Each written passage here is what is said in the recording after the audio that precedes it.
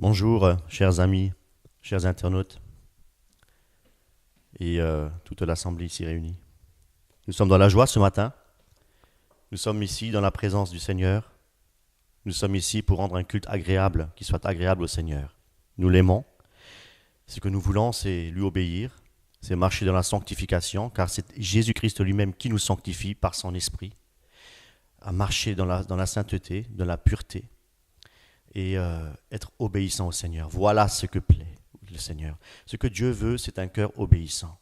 Ce que Dieu veut, c'est que ses enfants soient à l'écoute de l'Esprit et marchent par le Saint-Esprit. Voilà, donc ce matin, nous avons la joie d'encore et encore de louer le Seigneur, de glorifier le Seigneur, de l'adorer de tout notre cœur, toute notre âme, tout notre esprit. C'est là le premier commandement du Seigneur.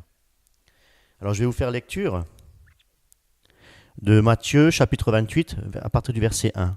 Après le Shabbat, dimanche au lever du jour, Marie de Magdala et l'autre Marie vinrent voir le tombeau. Soudain, il y eut un fort tremblement de terre. Un ange du Seigneur descendit du ciel, vint rouler la pierre à côté et s'assit dessus. Il avait l'aspect d'un éclair et ses vêtements étaient blancs comme la neige. Les gardes en eurent si peur qu'ils se mirent à trembler et devinrent comme morts. L'ange prit la parole et dit aux femmes, n'ayez pas peur, je sais que vous cherchez Jésus, celui qu'on a cloué sur la croix. Il n'est pas ici. Il est revenu de la mort à la vie comme il l'avait dit. Venez, voyez l'endroit où il était couché.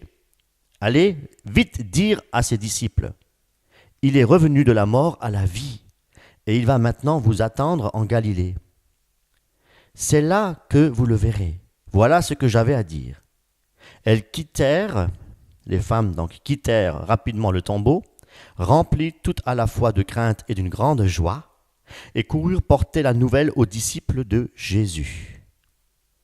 Tout à coup, Jésus vint à leur rencontre et dit « Je vous salue ». Elles s'approchèrent de lui, saisirent ses pieds et l'adorèrent. Jésus leur dit alors « N'ayez pas peur.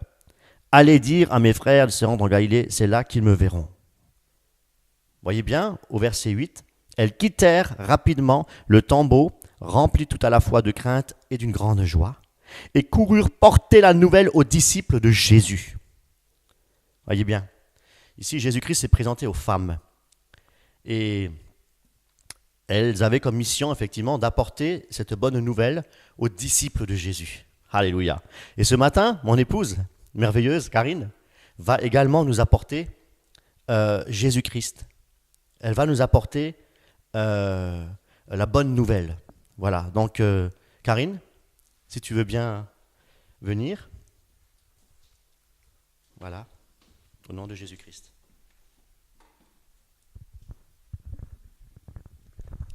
Merci mon très cher frère et époux en Jésus-Christ. Mes bien-aimés auditeurs, auditrices et tous ceux qui sont présents et qui ne sont pas présents aujourd'hui, nous les saluons tous au nom de Jésus-Christ. Tous nos bien-aimés qui sont au loin, tous ceux qui sont au service du Seigneur, partout dans le monde entier, nous les saluons. Merci Seigneur parce que Jésus englobe le monde entier. Il n'est pas juste présent ici, mais il est partout à la fois. Il est omniprésent, omniscient, omnipotent, parce que Dieu est tout. Dieu est tout puissant, il agit dans le monde entier. Et c'est pourquoi je salue tous mes bien-aimés dans le monde entier. Et je remercie le Seigneur parce que, comme il disait mon mari, effectivement, il y a bien des femmes qui ont eu la révélation du Seigneur, puisqu'elles ont été au tombeau. Et puis, c'est donc Jésus qui leur a parlé directement pour leur dire, allez annoncer à vos frères, la bonne nouvelle de ma résurrection, que je suis ressuscitée d'entre les morts. Et moi-même, en tant que femme, j'ai eu une révélation très grande de la part du Seigneur. C'est vraiment une grâce que j'ai eue à l'époque, que Dieu s'est révélé puissamment dans ma vie. Donc j'ai eu cette vision du bras de Dieu, le bras de l'Éternel, sa main et son bras, tout puissant, tout en feu, qui s'est révélé en moi et qui s'est donc manifesté à moi et qui m'a donc arraché des ténèbres et qui m'a amené dans son royaume de lumière, dans sa présence. Il m'a enveloppé de son amour, il m'a porté dans ses bras d'amour, il m'a sauvé, il m'a arraché des griffes de Satan, il m'a libéré des ténèbres, il m'a libéré du péché, de la mort, il m'a libéré du monde et il m'a amené dans son royaume de lumière. Il m'a affranchi pour me rendre réellement libre. Voilà mes amis, c'est Dieu en personne qui s'est révélé dans ma vie. Je n'étais dans aucune église, je n'étais passé par aucun homme. Donc Dieu, il fait miséricorde à qui il veut, il se révèle comme il veut. Donc c'est pas que je vous encourage à fuir les églises, ce n'est pas ça. Mais ce qui est important, justement, c'est de rencontrer personnellement le Seigneur dans votre vie. C'est d'avoir une relation personnelle avec le Seigneur, c'est de naître de nouveau. C'est passer de la mort à la vie, c'est de passer des ténèbres à la lumière. Donc c'est très important, cette nouvelle naissance, naître d'en haut. Nicodème lui-même l'a dit quand il a suivi Jésus dans le jardin de Gethsémane. Et encore, il l'a suivi en cachette parce qu'il était encore charnel, il avait encore peur des hommes. Il avait peur parce qu'il était prêtre, sacrificateur, donc avec les autres pharisiens. Et comme les pharisiens étaient contre Jésus, alors il ne voulait pas ouvertement lui poser la question. Et il est venu en secret. Il l'a suivi en secret dans le jardin. Parce que, voilà, donc ceux qui ont encore peur des hommes ne sont pas... nés de nouveau, je veux dire, ne craignez plus les hommes, ce qu'ils peuvent vous faire. Et si on vous persécute ou on vous outrage ou on vous dit toutes sortes de mal, n'ayez crainte. Dieu est avec vous. Vous n'avez pas à craindre les hommes. Que peuvent-ils faire contre vous? Ils peuvent juste tuer le corps, ils ne peuvent pas tuer l'âme ni l'esprit, mais craignez plutôt celui qui peut tuer et le corps et l'âme et qui peut vous amener dans la géhenne. C'est pourquoi, mes amis, je ne veux pas vous faire peur, mais d'apprendre à vraiment craindre Dieu dans toute sa grandeur, sa majesté, sa splendeur, ses merveilles, et dans toute sa sainteté, sa pureté, parce que Dieu est saint. Dieu est saint. Dieu, c'est pas notre pote, c'est pas notre ami. Dieu est Dieu. Il faut vraiment remettre les choses à leur juste place. Dieu n'est pas le Dieu copain, le Dieu ami, comme certains le disent. Je fais ce que bon me semble, Dieu est toujours là, me pardonne, je joue avec lui, je joue avec sa grâce.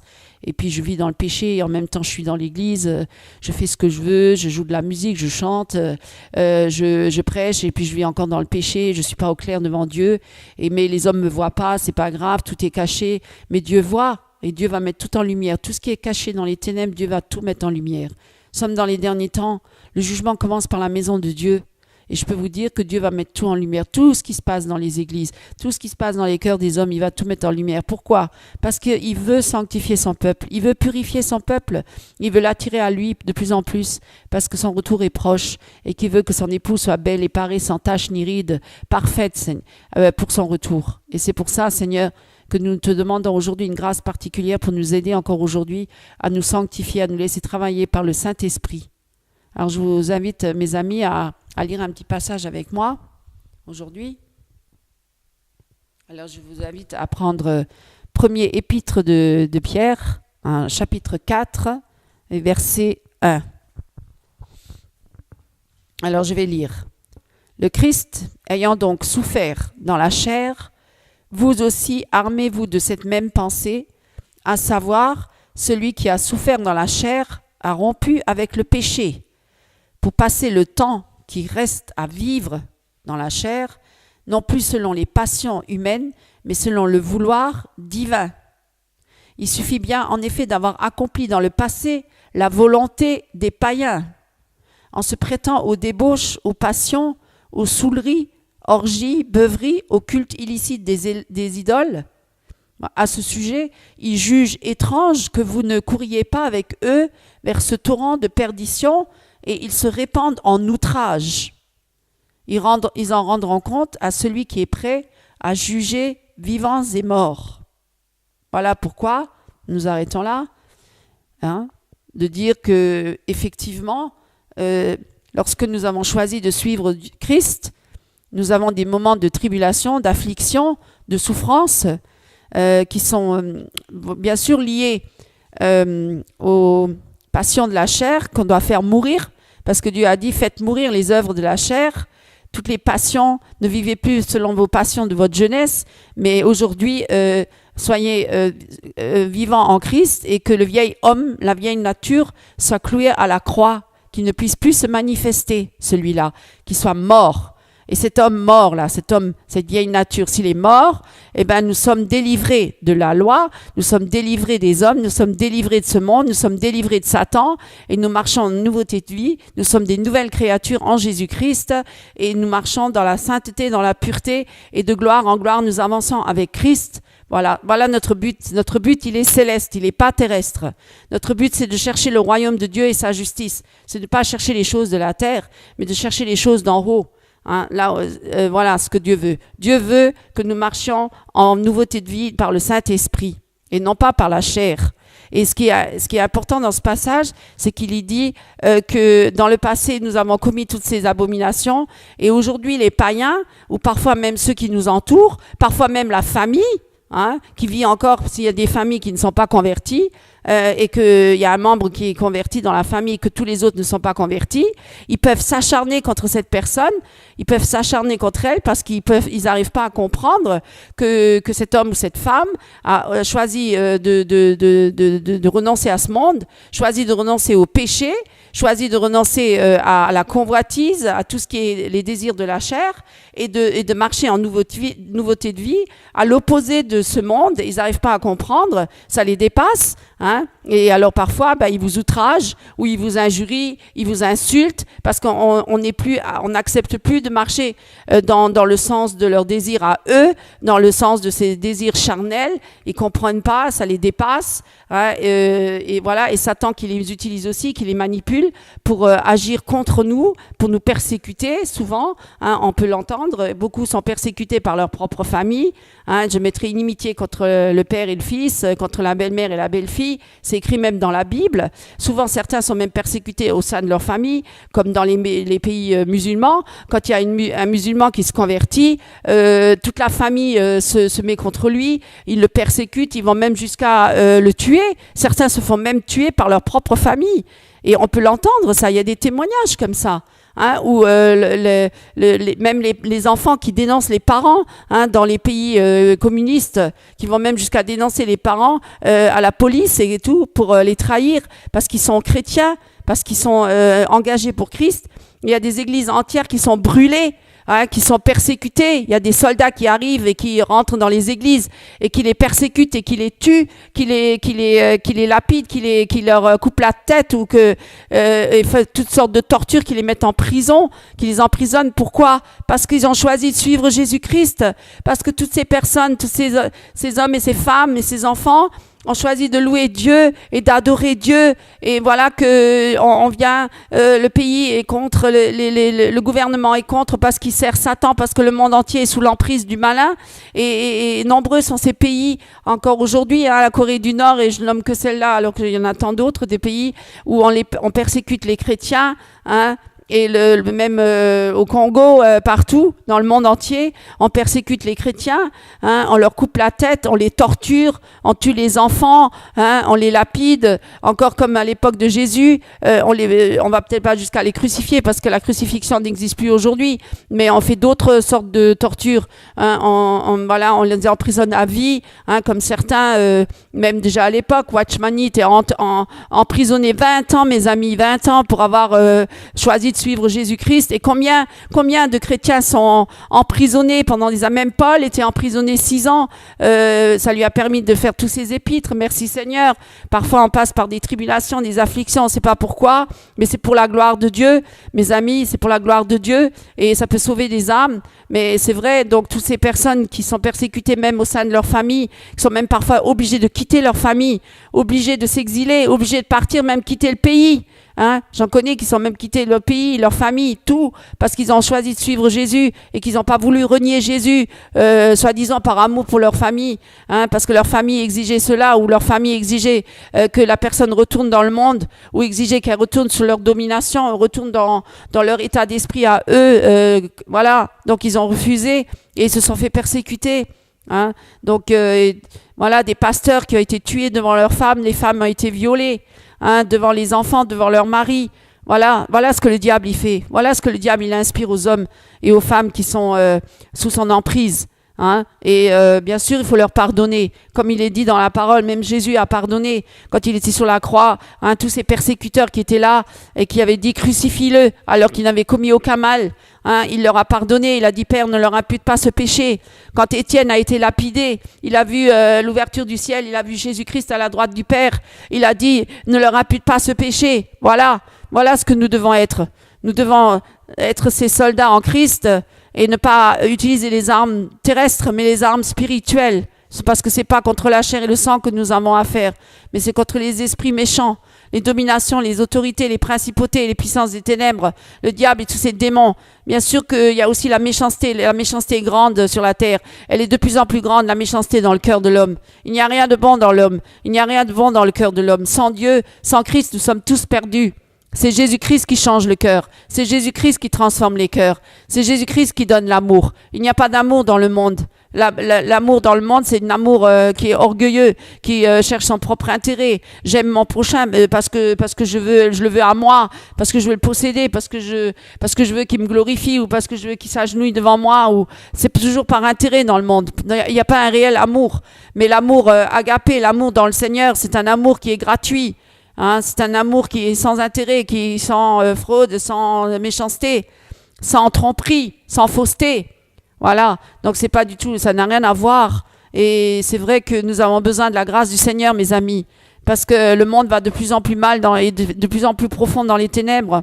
Et comme du temps de Noé, hein, comme du temps de ce temps où même Sodome et Gomorrhe, hein, je veux dire, le mal est grand sur la terre. Les hommes sont de plus en plus méchants.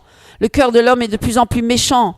Hein, et il est là pour faire du mal à son prochain, pour le persécuter. On choisit de suivre Jésus-Christ, on se fait persécuter. Hein, et mes amis, on se fait injurier, outrager, calomnier. Hein, il y a tellement de calomnies autour de nous, tellement de médisance partout. C'est pour ça, je vous prie, je vous invite à ce que vous priez, vous passiez beaucoup de temps dans le Seigneur, à chercher la face de Dieu pour que vous soyez fortifiés, mes amis. Et surtout, restez fidèles à Christ. Ne vous découragez pas. Ne vous laissez pas impressionner. Ne vous laissez pas intimider par tout ça. Parce que Dieu est victorieux. Dieu est tout-puissant. Dieu est éternel. C'est Dieu qui aura le dernier mot. Hein? Élie, face aux 450 prophètes, faux prophètes, qui voulaient prétendre qu'ils étaient avec Dieu, eux aussi. Parce que parfois, il y a des gens qui disent qu'ils sont aussi avec Dieu et qui vous disent, mais toi tu es chrétien, mais tu as vu ce que tu fais, mais ils t'accusent, ils savent même pas que l'enjeu est spirituel, ils connaissent même pas le combat spirituel, ils savent rien, ils sont charnels et ils pensent que nos attitudes ne sont pas justes, mais parce qu'ils jugent selon la chair, ils jugent pas selon l'esprit, parce qu'ils connaissent pas tout ça, ils sont dans l'ignorance, ils sont aveuglés et c'est pour ça qu'ils parlent mal, ils savent même pas ce qui se passe et c'est pour ça, Seigneur, je vous encourage à ne pas baisser les bras, je vous encourage à continuer à marcher avec Christ malgré les tribulations, malgré les afflictions, malgré les persécutions, parce que c'est quand même Jésus qui aura le dernier mot. C'est Jésus-Christ le victorieux et il revient bientôt, mes amis, et notre délivrance est proche, mes amis. Hein, le monde, il va à sa perte et nombreux sont les âmes qui sont dans les ténèbres mais qui ont encore besoin d'entendre parler de Jésus-Christ aujourd'hui. Aujourd'hui encore est le temps de la grâce. Bientôt la porte sera fermée. Bientôt le temps sera écoulé. Bientôt le temps sera écoulé. Jésus-Christ, c'est lui qui décide. C'est Dieu qui décide. C'est le Père qui décide. Personne ne sait l'heure ni le temps, mais c'est seul le Père qui le sait et c'est lui qui va décider. Un jour, il va trancher. Un jour, il va arrêter tout ça. Mais en attendant, mes amis, soyez dans la joie, soyez dans l'allégresse. Levez vos têtes car votre délivrance est proche et louez Dieu, adorez Dieu, glorifiez Dieu. Regardez même Paul ou Pierre quand ils étaient emprisonnés, ils louaient Dieu, ils glorifiaient Dieu. Voilà, donc même dans les afflictions, dans les persécutions, soyez dans la joie, mes amis, parce que notre but, il est céleste, il n'est pas terrestre. Et c'est pas contre la chair et le sang que nous... Mes frères et mes sœurs, pour finir, je veux pour vous encourager aussi, pour vous montrer que Dieu est bien au-dessus de tout ça. Et pour confirmer tout ce que je viens d'énumérer là, prenez avec moi Matthieu 10, verset, donc chapitre 10, à partir du verset 32 jusqu'au verset 39. Voilà. Donc je vais vous lire. C'est pourquoi quiconque me confessera devant les hommes, je le confesserai aussi devant mon Père qui est dans les cieux. Mais quiconque me reniera devant les hommes, je le renierai aussi devant mon Père qui est dans les cieux. Ne croyez pas que je sois venu apporter la paix sur la terre. Je ne suis pas venu apporter la paix, mais l'épée. Car je suis venu mettre la division entre l'homme et son père, entre la fille et sa mère, entre la belle-fille et sa belle-mère. Et l'homme aura pour ennemi les gens de sa maison. Celui qui aime son père ou sa mère plus que moi n'est pas digne de moi. Et celui qui aime son fils ou sa fille plus que moi n'est pas digne de moi. Celui qui ne prend pas sa croix et ne me suit pas n'est pas digne de moi. Celui qui conservera sa vie la perdra, et celui qui perdra sa vie à cause de moi la retrouvera. Amen. Voilà, donc ça confirme tout ce que je viens de vous dire tout à l'heure, que nous devons renoncer à tout, père, mère, frère, sœur, famille, maison, tout ce qu'il en est, pour suivre Jésus-Christ. Et comme dit, parfois, nos ennemis sont ceux de nos familles, parce qu'eux, ils n'ont pas choisi de suivre Jésus-Christ, ils ont choisi de continuer à vivre comme le monde. Et parfois, on est même persécuté au sein de nos familles. Et comme je disais tout à l'heure, tous ces gens, toutes ces personnes qui sont musulmanes, il y en a beaucoup, de plus en plus, qui se tournent vers Christ. Et je les encourage. Mais c'est très dur pour eux parce qu'ils se font énormément persécuter. Et c'est souvent les ennemis, leurs ennemis, c'est ceux de leur famille. Hein, les parents, la famille, l'époux, le mari, la femme. Voilà. Donc, et parfois, ils vont même jusqu'à tuer, lapider, hein, ou les emprisonner, alors qu'ils ont choisi de suivre Jésus-Christ. Donc, et parfois, ils sont même obligés de quitter le pays, quitter la région, couper court, fermer la porte, couper avec la famille, parce que la famille devient tellement... parce qu'elle est devenue tellement persécutée qu'à un moment donné, il faut mettre un terme, quoi. Il faut arrêter. Il faut fermer la porte. Et c'est pas une question de ne pas avoir d'amour. Parce que, voilà, souvent on dit, ah, mais il est chrétien. Et souvent la famille a tendance à accuser à ce niveau-là, en disant, mais il est chrétien. Mais un chrétien, il réagit pas comme ça. Alors, mes amis, détrompez-vous. Et la proclamation de la parole et de la vérité engendre souvent des oppositions et des divisions. Et donc, une vie qui est vécue vraiment avec Christ, ça engendre souvent aussi des moqueries et des incompréhensions. Hein. Et c'est pour ça que Jésus a dit, je ne suis pas venu pour apporter la paix, mais l'épée. Ça crée des divisions dans les familles, hein, parce qu'on n'est plus d'accord avec les mêmes choses, parce qu'on ne va plus dans le même sens, dans la même direction, parce qu'on a changé de direction, on a changé de vie, on a changé de camp. On n'est plus, comme le dit, il y a ceux qui sont en Christ et ceux qui sont dans les ténèbres. Il n'y a pas un troisième, on n'est pas entre les deux. Ou on choisit pour Christ ou on choisit pour le monde. Alors eux, ils sont encore du monde et ils parlent encore comme le monde. Donc forcément, ça va créer des divisions. Forcément, ça va provoquer des tensions. Forcément, ça va provoquer des incompréhensions. Forcément, parce qu'ils ne peuvent pas comprendre. Hein, parce que comme ils sont naturels, l'homme naturel, charnel, hein, ils ne peuvent pas le comprendre. Donc, il y a un enjeu spirituel, il y a une guerre spirituelle. On entre dans une guerre aussi. Et donc, forcément, il y a de l'incompréhension. Et ça provoque des querelles, des haines même, jusqu'à aller jusqu'à la haine. Hein. Certains parents qui disent à leur fille ou à leur fils, renie Christ, reviens à nous. Tu étais bien avant, tu étais avec nous, tu étais dans notre religion. Hein, tu as fait les mêmes choses que nous. Pourquoi aujourd'hui tu as changé? Et voilà. Et donc ils sont dans l'incompréhension, ils sont aveuglés, ils sont enténébrés par Satan et par leurs péchés aussi.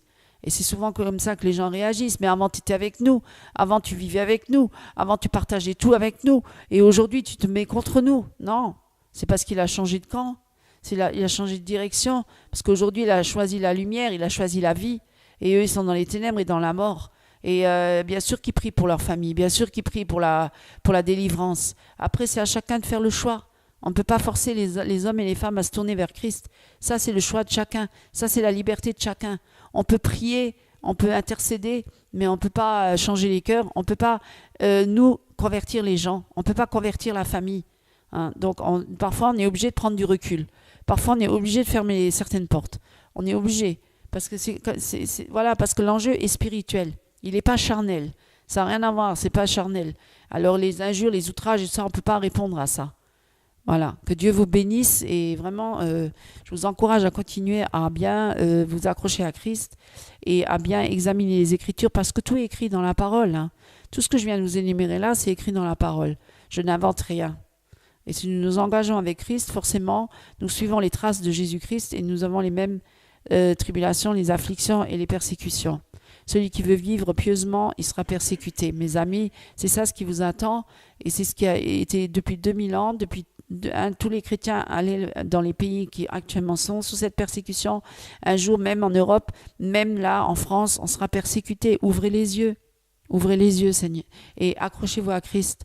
Parce que beaucoup vont tomber, beaucoup vont se détourner de Christ parce que justement, ils vivent trop dans le confort, ils vivent trop dans le bien-être spirituel, dans les églises, ils sont trop dans le divertissement. Et si un jour on les provoque et on les persécute, eh ben, ils vont abandonner Christ, ils vont même le renier. Et ça serait vraiment dommage. Voilà, que Dieu vous bénisse. Amen.